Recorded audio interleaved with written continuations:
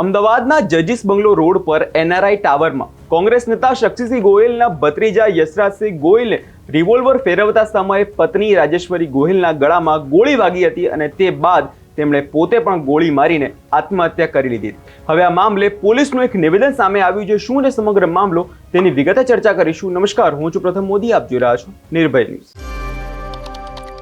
આજ સવારથી જ આ મામલે જોયું કે શહેરમાં ખળભળાટ મચાવી દીધો હતો અને જે ઘણી બધી અટકળો આ મામલે ચાલી હતી કે ગોળી કેવી રીતે વાગી હતી, શું થયું હતું અને ખરેખરમાં બધાની વચ્ચે હવે પોલીસની એક પ્રતિક્રિયા સામે આવી છે. પહેલા સાંભળી લઈએ પોલીસ આ વિષયને લઈને શું કહ્યું છે. ગઈકાલ લેટ નાઇટ પોલીસને એક મેસેજ મળે છે અને મેસેજ મળતાની સાથે જ પોલીસ બનાવવાળા સ્થળ ઉપર જાય છે અને સ્થળ ઉપર જઈ અને જે તપાસ કરે છે તેમાં હસબન્ડ એન્ડ બંનેનું ગોળી વાગવાથી મૃત્યુ થયેલું છે. આમાં હકીકત એવું છે કે એનઆરઆઈ ટાવર છે વસ્ત્રાપુરમાં. એનઆરઆઈ ટાવરમાં 5મા માળે 502માં આ ઘટના ઘટી છે, જેમાં આખામાં મરણ જનાર છે રાજેશ્વરી બા યશરાજસિંહ ગોહિલ છે અને બીજા છે યશરાજસિંહ દુર્ગેશસિંહ ગોહિલ. આ બંનેનું ત્યાં મૃત્યુ થયેલું છે.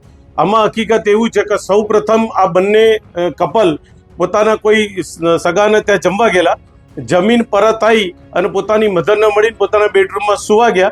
એ દરમિયાન અચાનક એમનો છોકરો મધરના બેડરૂમમાં આવીને કહે છે કે મારી રિવોલ્વરમાંથી ગોળી છૂટી ગઈ છે અને મારી વાઈફને વાગી છે, આપણે એને હોસ્પિટલ લઈ જવી પડશે. આ હકીકત જણાવતા મધર અને એનો દીકરો બંને જ્યાં બેનને ગોળી વાગી છે બેડરૂમમાં આવે છે. એ દરમિયાન એમના દીકરાએ 108ને ફોન કરેલો હોય છે. 108 પણ ત્યાં આવી જાય છે. 108ના કર્મચારી આવી અને આ બેનને ડેથ જાહેર કરે છે કે બેન મૃત્યુ પામેલા છે. એ ડેટ જાહેર કરતા 108નો કર્મચારી બેઠક રૂમમાં જઈને પોતાના કંટ્રોલ રૂમમાં જાણ કરવા જાય છે કે ભાઈ આ બેનનું મરણ ગયેલું હોય, પોલીસ મોકલી આપો.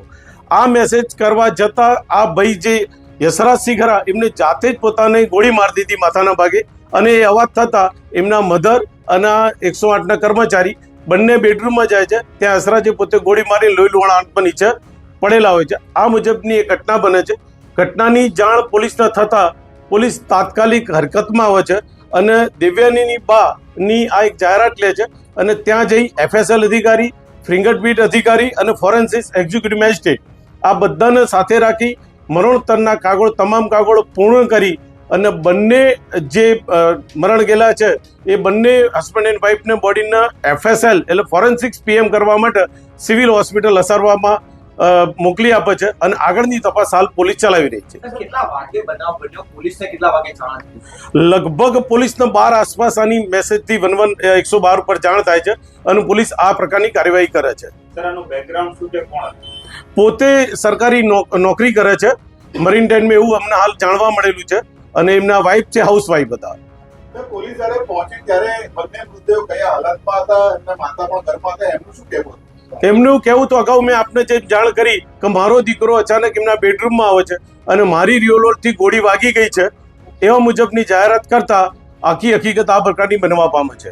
રિવોલ્વરની ગોળી કઈ રીતે વાગી, કયા સંજોગોની અંદર? હવે એ તપાસનો વિષય છે કે રિવોલ્વરમાંથી એમની મધર એવું કહે છે કે મારા દીકરાએ મને જાણ કરી કે રિવોલ્વરમાંથી ગોળી છૂટી ગઈ છે અને મારી વાઈફને વાગી છે અને એને હોસ્પિટલ લઈ જવી પડશે.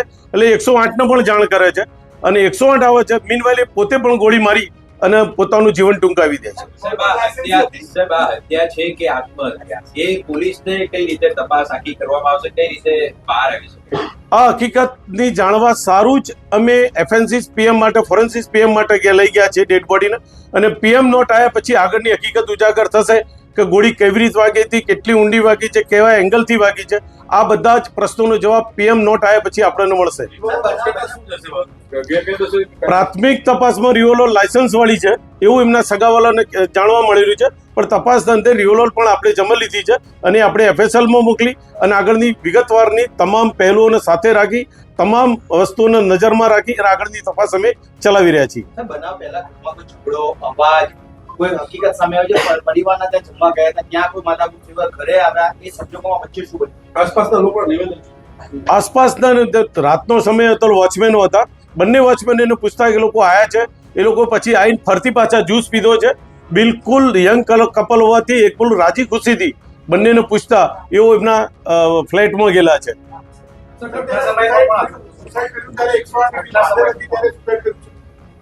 ઘટના બની ત્યારે એમના મધર હાજર હતા. જે રૂમમાં ઘટના બની ત્યાં તો હસબન્ડ એન્ડ વાઇફ બે એકલા જ હતા. બાજુના રૂમમાં એમના મધર સૂતા હતા અને મધરના દીકરાએ જઈને જાણ કરી યશરાજસિંહે કે મારી રિવોલ્વરમાંથી ગોળી છૂટી ગઈ છે ને એને વાગી છે ને આપણે હોસ્પિટલમાં લઈ જવાની છે. જ્યારે બીના બને છે, જ્યારે વારદાત ઘટે છે, ત્યારે હસબન્ડ એન્ડ વાઇફ ને એની મધર બાજુના રૂમમાં હાજર હતા, બાકી બીજું કોઈ હાજર નહોતું.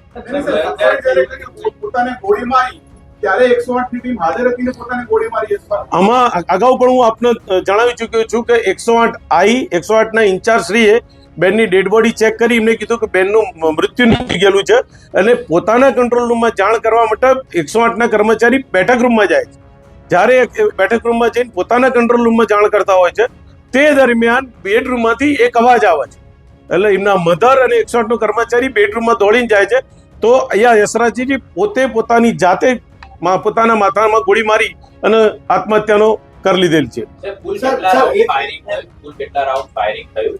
જે યુવતી હતી જે પરિણીતા તેને કઈ જગ્યાએ ગોળી વાગી હતી? બંને મૃત્યુ જનારના માથાના ભાગે ઈજા છે. જે બેનને પણ માથાના ભાગે ગોળી વાગેલી છે અને જે મરણ જનાર છે યશરાજસિંહને પણ માથાના ભાગે ગોળી વાગી છે. જે પરિણીતા છે માથાના ભાગે કઈ બાજુના ભાગે છે, લમડાના ભાગે, પાછળના ભાગે અને એકચ્યુઅલી સ્પોટ તો જ્યારે એમનું થશે ફોરેન્સિક પીએમ ત્યારે આપણને પરફેક્ટ પીએમ નોટ આયાથી જ બધું ખબર પડી જશે માથાના ભાગે કઈ જગ્યા પર. હાલ પ્રાથમિક દ્રષ્ટિને પાછળના ભાગે ગોળી વાગી. તમારી પોલીસની જે પ્રાથમિક તપાસ છે એ તપાસની અંદર કોઈના નિવેદન નહીં, પરંતુ પોલીસની તપાસમાં શું લાગી રહ્યું છે? અકસ્માતે ગોળી છૂટી હોય એવું લાગી રહ્યું છે કે જાણી જોઈને ગોળી મારવામાં આવી હોય એવું લાગી? હાલ અમે એડી દાખલ કરેલી છે. એડી દાખલ કર્યા પછી કોઈ નક્કર ધારો કે પીએમ નોટ આવ્યા પછી અમે એના નિર્ણય પર જઈશું કે ભાઈ ખરેખર ગોળી મારવામાં આવી છે, નજીકથી ગોળી વાગી છે, કેટલા અંતરથી ગોળી વાગી છે, કેવા પ્રકારની ગોળી વાગી છે, માણસ જાતે ગોળી માગે તો ક્યાં વાગે, આકસ્મિક ગોળી વાગે તો ક્યાં, આ બધા જ પહેલો લઈને એ માટે જ અમે ફોરેન્સિક પીએમનો આગ્રહ રાખી અને બંને ડેડ બોડીને અમે સિવિલ ખાતે ફોરેન્સિક પીએમ કરવા માટે અમે મોકલી આપેલા છે.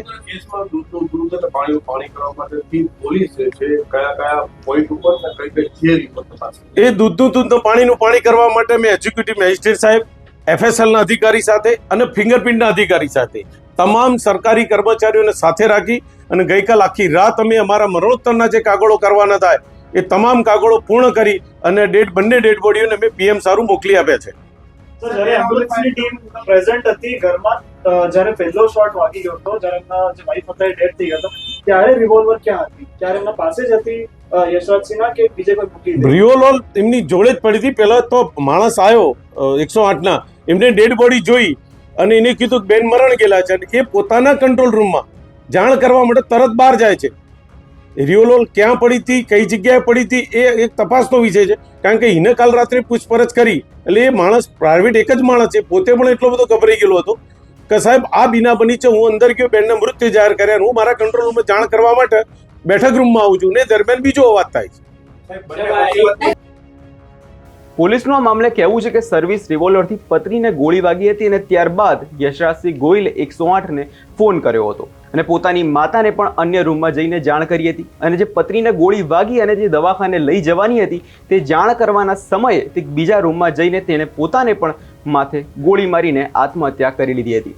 માટે હવે પીએમ રિપોર્ટ આવ્યા બાદ આ મામલો વધુ સ્પષ્ટ બનશે કે ભૂલથી ગોળી વાગી હતી કે એક હત્યા છે.